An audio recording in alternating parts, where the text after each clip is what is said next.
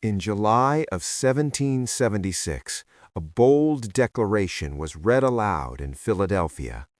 13 colonies had just done the unthinkable. They challenged the most powerful empire on earth. But what most Americans don't realize today is that independence was almost lost before it truly began. This is the true story of the night America nearly disappeared from history. A nation that barely existed. In 1776, the United States was not a country. It had no treasury, no standing army, no navy, and no guarantee that anyone would come to its aid. The Declaration of Independence was not a victory document. It was a death warrant. Every man who signed it knew one thing clearly. If Britain won, they would be executed for treason. And Britain was preparing to crush the rebellion completely. The British Empire strikes back. By the summer of 1776, King George III had approved the largest military expedition ever sent across the Atlantic. Over 32,000 professional soldiers, the Royal Navy, unmatched anywhere in the world, battle-hardened Hessian mercenaries from Germany. Their goal was not negotiation, it was annihilation. British commanders believed the rebellion would collapse within months.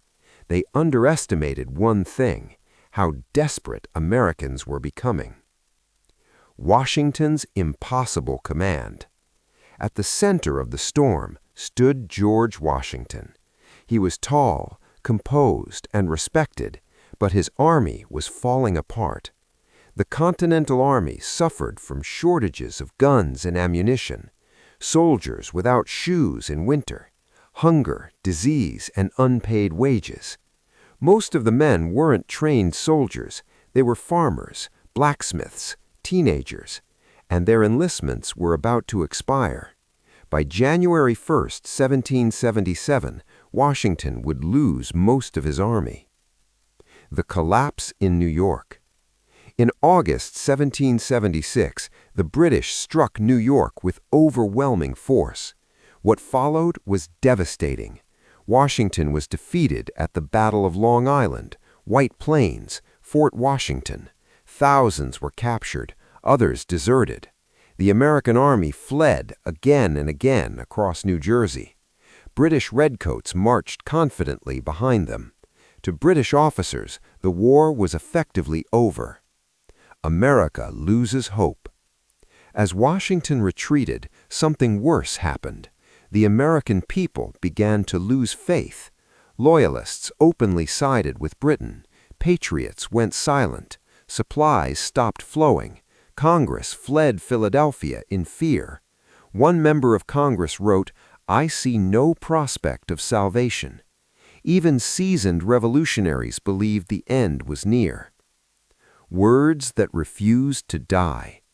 In the darkest moment of the revolution, a pamphlet appeared. Written by Thomas Paine, it opened with words that would become legendary. "These are the times that try men's souls." Paine didn't deny reality. He acknowledged fear, exhaustion, and despair. But he warned, the summer soldier and the sunshine patriot will, in this crisis, shrink from the service of their country. The revolution demanded sacrifice, but sacrifice alone would not be enough. Winter comes for the revolution. By December 1776, Washington's army stood on the edge of extinction. They reached the Delaware River, cold, wide, and unforgiving. Across the river, British forces rested comfortably. Fires burned, guards relaxed. The enemy believed the fighting season was over. Winter had arrived. The rebellion was finished. A decision that defied logic. On Christmas Eve, Washington gathered his officers. What he proposed stunned them. A nighttime river crossing in freezing temperatures during a violent storm against a professional army. Failure meant total destruction. Some officers objected. Washington listened carefully. Then he said something unforgettable.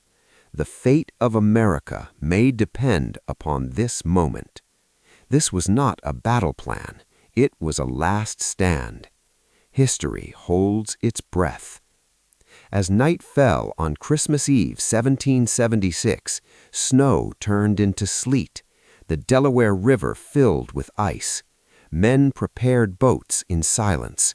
No drums, no speeches, no cheers, only resolve. Because if this night failed, there would be no United States of America.